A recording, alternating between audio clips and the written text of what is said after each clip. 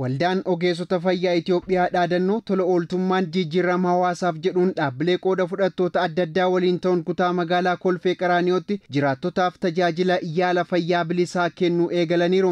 Tajaajilli yaala fayyaa bilisaa kun sadarkaa kutaa magaalichaatti jiraattota 1,500 ol fayyadamoo kan taasisu yoo ta'u, waqtii gannaa keessatti hojiin tola ooltummaa damee garaa garaatiin sadarkaa biyyaa fi magaalaatti hojjetamaa jira. Sagantaa tajaajila tola ooltummaa yaala fayyaa bilisaa magaalaa Kolfee Qaraaniyoo irratti argamuun ergaa kan dabarsan hojii raawwachiiftuu olaantuun kutaa magaalichaa aadde Nahimatallaa Kabbadaan fayyaan ijaarsa hawaasaa fayya qabeessa horachuu keessatti gaheen qabu olaanaa ta'uu kaasanii akka kutaa magaalichaatti tajaajila gama hundaan hawaasaaf kennamu si'ataa taasisuun badhaadhina biyyaa ni dhugoomsinaa jedhan. ጤና የሁሉም ነገር መሰረት የሁሉም ነገር ማጠንጠኛ ነውና Fayyaan bu'uura waan hundaati. Hawaasni keenya fayyaaf xiyyeeffannaa akka kennutti hawaasa fayya qabeessa ijaaruuf ogeessonni fayyaa hojii idilee hojjetaniin gamatti tolaan hawaasa kutaa magaalaa keenyaa yaaluuf waan dhufaniif galateeffachuun barbaada. Tajaajilli yaala bilisaa kun hojii tola ooltummaa hundi keenya hojiitti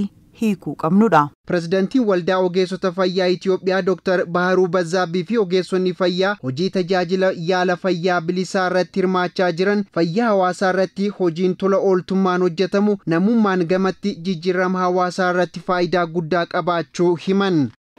እኛ ሐኪሞች ምንም ልዩ ተልእኮ የለን ክቡር የሆነውን ሰው nuti hakiimonni erga maddaan qabnu ilma namaa kabajamaa addatti ammoo isa dhukkubsate wallaanuudha. Kana yoo goonu garaagarummaa tokko malee hojii kana kan raawwannuudha. Hojiin tajaajila fayyaa bilisaa ammoo yeroo gara damee kanaatti gallu dhimma waadaa itti galleedha. ወደ ሙያውም ስንገባ በዚሁ አጋጣሚ አብዛኛው ከስራችንም አንፃር እንደዚሁ እርዳታ የሚፈልጉ ገረጉማ ፈያት yeroo gallu ilma namaa gargaarsa barbaadu gargaaruuf deeggaruu fi waada seenneeti. Kanaaf tajaajilli yaala bilisaa arra kennaa jirru kunis qaama hojii ogummaa keenyaati. Jiraattonni tajaajila yaala fayyaa bilisaa argatan tajaajila argatanitti gammaduu himanii hojiin hawaasa harka qalleeyyii giddu gala taasifate hojjetamu cimee itti fufuu qabaa jedhan. warra humna qaba warra fayyuu danda'e haqimii isaanii manatti ol deebisee waanuma xiqqoodha warra fayyuu danda'uuf baay'ee akka waan ulama dhalataniitti ilaala. Kalaalammaa wanni 6,700 fayyisuu ta'an danda'u. Kana dhabee ammanatti deebi'ee wanna xiqqoodha fayyuu danda'u tajaajila kanaa dhufee jechuun waan nan jedhee ibsuu danda'u jiru. Baay'ee gammachuun natti dhaga'amachuu. እንደዚህ በነጣ ሕክምና ሲገኝ ባይል ይችላል። አሁን ዛሬ ሕክምና ስትሄጂ በዚያም ስትይ tajaajila bilisaa akkanaa kan yeroo kennamu baay'ee nama gammachiisa. Dhaabbilee fayyaa biroo bira yeroo deemtu nama humna hin qabne baasii guddaa waan gaafatuuf osoo hin yaalamin hafa. Tajaajilli akkanaa kun ammoo qaawwa sana cufa.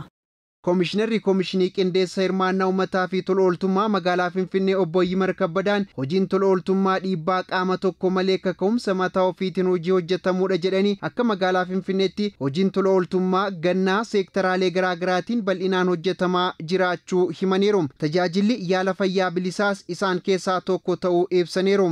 የኢኮኖሚ ችግር አለብን ማህበራዊ ችግር አለብን nuti rakkoo dinagdee fi hawaasummaa qabna. Rakkoo kana keessaa bahuudhaaf ammoo misooma irratti hojjechuudha. Hojii hojjennu keessatti milkaa'ina barbaadamu fiduuf bu'uurri cimaan wal tumsuudha. Aadaan hojii tolaa tumsaan hojjechuu hawaasa keessatti gabbachuu qaba. Hawaasa keessatti rakkoo keenya harka keenyaan furachuu aadeeffachuu qabna.